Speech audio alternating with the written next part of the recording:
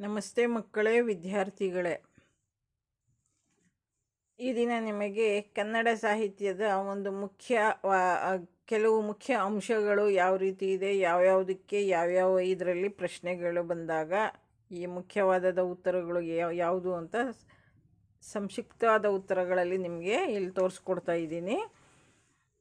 ಮೊದಲನೇದು, ಪಂಪನ ಆಶ್ರಯದಾತ ಯಾರು ಅಂದರೆ ಅರಕೇಸರಿ. ರಾಘವಾಂಕ ಬರೆದ ಕಾವ್ಯ ಸಿದ್ದರಾಮಯ್ಯ ಪುರಾಣ. ಲೀಲಾವತಿ ಕಾವ್ಯದ ಕರ್ತೃ ನೇಮಿ ಚಂದ್ರ. ಪೊನ್ನ ಬರೆದ ಪುರಾಣದ ಹೆಸರು ಶಾಂತಿ ಪುರಾಣ. ಚಾವುಂಡರಾಯ ಈ ಕೃತಿಯ ಸಾಹಿತಿಯ ಪ್ರಕಾರ ಗದ್ಯ ಇದು.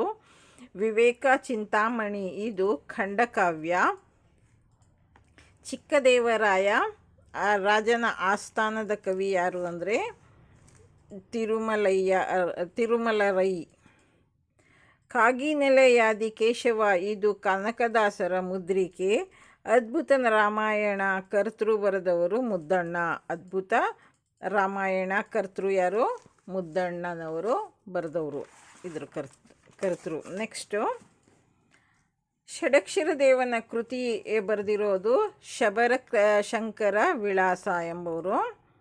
ಈ ಕೃತಿಯನ್ನು ಚಂಪುವಿನ ಲಕ್ಷಣಗಳು ಏನಪ್ಪ ಅಂದರೆ, ಚಂಪುವಿನ ಲಕ್ಷಣ ಗದ್ಯ ಪದ್ಯ ಮಿಶ್ರಣ ಆಗಿರುತ್ತೆ ಅದರಲ್ಲಿ. ಹಾಗೆ ಕಂದಪದ್ಯದ ಮೊದಲ ಚರಣದಲ್ಲಿ 12 ಮಾತ್ರೆಗಳು ಇರುತ್ತವೆ. ತ್ರಿಪದಿಯ 3 ಚರ ಸೇರಿ ಒಟ್ಟು ಗಣಗಳು ಎಷ್ಟಿರ್ತವೆ ಅಂದರೆ 11 ಗಣಗಳಿರ್ತವೆ.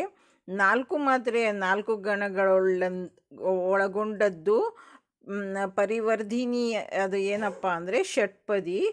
ಕ್ಲುಪ್ತದ ಮಾತ್ರೆಗಳು 3. ದಂಡಿ ರಚಿಸಿದ ಗ್ರಂಥ ಯಾವುದಪ್ಪ ಅಂದರೆ ಕಾವ್ಯದರ್ಶ. ಆಮೇಲೆ ಕ್ಷೇಮೇಂದ್ರನ ಹೆಸರಲ್ಲಿ ಪ್ರಸಿದ್ಧವಾಗಿರುವ ಪ್ರಸ್ಥಾನ ಯಾವುದಪ್ಪ ಅಂದರೆ ಜಾಚಿತ್ಯ ಅನ್ನೋದು. ಕ್ಷೇಮೇಂದ್ರ ಅನ್ನೋದು ಹೆಸರಲ್ಲಿ ಪ್ರಸಿದ್ಧವಾಗಿರುವ ಪ್ರಸ್ಥಾನ ಯಾವುದು? ಜಾಚಿತ್ಯ. ಕಾವ್ಯಂ ಯಶಸೇರ್ಥ ಕೃತೆ ಈ ಹೇಳಿಕೆ ಮಮ್ಮಟನದು. ಅದು. ಯಮಕವು ಈ ವರ್ಗಕ್ಕೆ ಸೇರುತ್ತದೆ. ಯಾವುದು? ಶಬ್ದ ಅಲಂಕಾರಕ್ಕೆ ಸೇರುತ್ತೆ. ಶೃಂಗಾರ ರಸದ ಭಾವ ಯಾವುದಪ್ಪ ಅಂದರೆ ರತಿ. ಕವಿರಾಜ ಮಾರ್ಗಕ್ಕೆ ಆಕಾರವಾದ ಕೃತಿ ಕಾವ್ಯದರ್ಶ. ಸುಪ್ರಸಿದ್ಧ ಐತಿಹಾಸಿಕ ಕಾದಂಬರಿಕಾರ ತಾರಾಸು. ಕೇಶಿರಾಜನ ತಂದೆಯ ಹೆಸರು ಸುಮನೋ ಬಾಣ. ಕೊಡಗು ಭಾಷೆಯು ದ್ರಾವಿಡ ವರ್ಗಕ್ಕೆ ಸೇರಿದೆ.